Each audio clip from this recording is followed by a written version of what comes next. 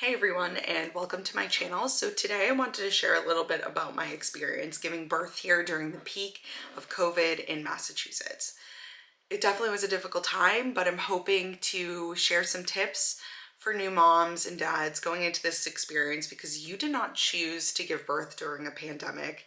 This is just a circumstance that you will have to deal with and you will overcome it, and it will not discount you from being a parent. So don't let this pandemic ruin your experience being a first-time mom, a fifth-time mom, no matter what it is. So don't forget to like this video and subscribe to my channel because I hope to spread a lot of this content to new moms and dads out there who need the help and aren't getting the in-person support during COVID. So let's get into it. So it definitely is a really scary time. So if you're giving birth soon, you're trying to get pregnant, or you are, I don't know, just wondering what moms are going through, like, I'm here to kind of share my experience. So I gave birth during the peak of COVID here in Massachusetts.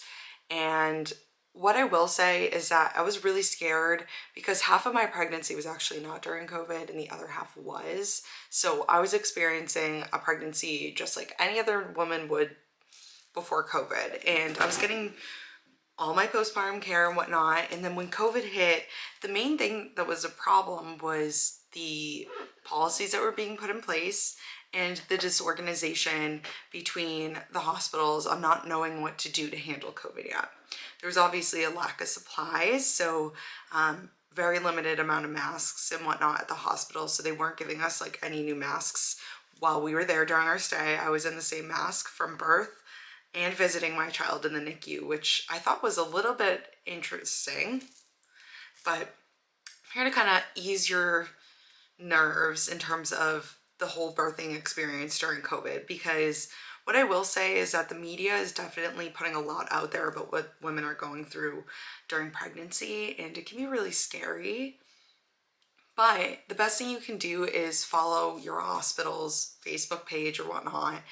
Ask your doctor where the latest and like information is in terms of COVID and the policies that are changing. Don't follow what the media is saying.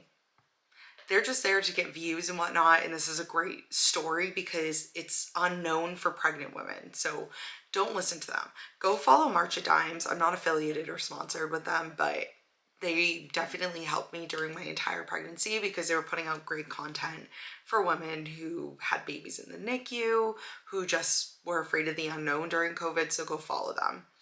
So my entire pregnancy, I was getting the proper prenatal care until COVID hit. They did not see me in the third trimester because they were only taking high priority patients. I had issues during my last month of pregnancy and I knew that something wrong was going on and they still would not see me. Now, this was when they didn't really know what was going on with COVID. So let's kind of like back it up and say that today where we are and going forward, we know a lot more about the policies, right? So don't look back at other women's experiences. I want to tell my story just so we know and we're aware, because some of these things might be going on still, and I want you as women to feel empowered to speak up about the different things that are going on. Your medical care it's your body and it's your baby and you're their only advocate. You're your own only advocate too, so you need to speak up on these things. So if any of this is still going on, like, don't be afraid to say things. If we don't speak up, there is no change. So I wasn't seen in the last trimester and I ended up going into preterm labor. I knew that if I had gotten proper prenatal care that I probably wouldn't have gone into preterm labor. They probably would have been able to catch this and seen that there was an issue, but I wasn't getting the care. What I will say is that if you feel like you need care, you need to keep saying something. You need to call other doctors' offices and see what their plan of action is for pregnant women during the prenatal period, because different doctors' offices have their own policies and they're interpreting the laws from states differently. So make sure that you understand what the plan of care is. Make sure you understand what the plan of care is and how that matches up to what it would have been pre-COVID and different doctor offices out there, because you can definitely get the care you need, and an office might make you feel a little bit better about what they're offering for pregnant women. So I ended up going into preterm labor, and when I did get there, they had me give birth in a mask, and they were pretty adamant about me keeping it on. I wasn't super uncomfortable. I know a lot of people say that they were uncomfortable. I would try to bring a mask that you're comfortable in. My hospital did not let me bring a mask that was my own from outside. They would only let me give birth in the administered mask. Now, I know that might be different for everyone everywhere, but that's just my experience. So after I gave birth, they ended up taking my baby into the NICU. I wasn't allowed to leave my room at this time. So one of the policies for COVID was that we actually had to stay in the room. Since we weren't allowed to leave, about 24 hours after was the first time I was able to see my baby. And I had to wear that same mask up to the NICU that I gave birth in, which was kind of gross. I had to get approval to go up there, so I couldn't just go on my own. We couldn't leave the room to get water, so we were really dependent on the nurses to just get us basics. And we also weren't allowed to walk around the hall at all, just to like get up and get some movement. You feel really trapped in the room, obviously, but you know, in my experience, it wasn't too bad because obviously my stay was a little bit short. And yeah, so the only problem I really did have was that the policy said that only one of us could go into the NICU at a time. And if we left, we could not go back, which was really hard. And in terms of like mental health, NICU moms and dads go through a really difficult time. You see your baby in monitors, and you see your baby at a really vulnerable stage. You see other babies who are not doing so well. It's the ICU. So it's really hard to kind of see your child like that and then have to go through it alone and isolated because of the hospital's policies. Personally, I feel like if both of us are so responsible for this baby and creating it and whatnot, we should both be involved in any policy that a hospital makes.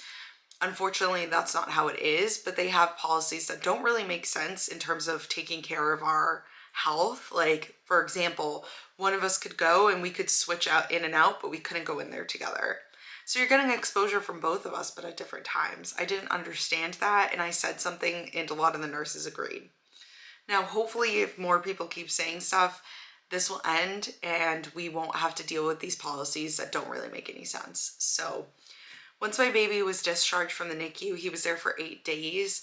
I was isolated for a month after with no visitors. And I created my TikTok account specifically to help other moms really to get through this period. And I'm really helping with this YouTube channel and putting effort into it because I want to help other people who feel isolated and feel like they're not able to learn things in person.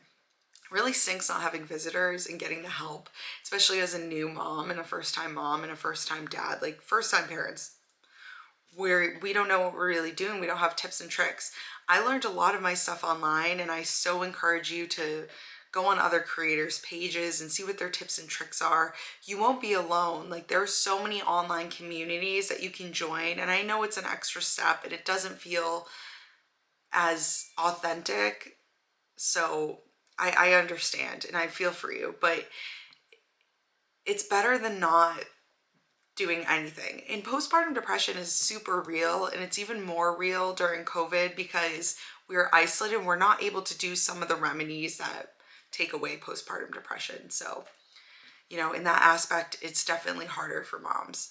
What I will say is that we definitely need to stick together as moms and not be against each other. I know a lot of moms are super opinionated, and especially ones pre-COVID, they all have their opinion on how we should be doing things, but really we are a new generation of moms, and a lot of things have changed, and the advice that moms before COVID might have had might just make us feel worse because we're not able to execute a lot of the things due to different times. Like, there's so many restrictions out there. We can't just go out and get out of the house to make ourselves feel better. We can't go pamper ourselves as new moms. We can't do anything. And that's where it differs. So us moms really need to stick together in learning what makes us feel better, because the healthcare professionals do not have the answers today. Unfortunately, they just haven't figured out what postpartum depression looks like during COVID, because, you know, there already are cases of depression during COVID. So what I will say is that you will get through it. We need to stick together. We can't be against each other as moms, and We need to just share what we know across everywhere. We need to use social media as a platform to share our knowledge as moms. So what I will say is it was a really difficult time.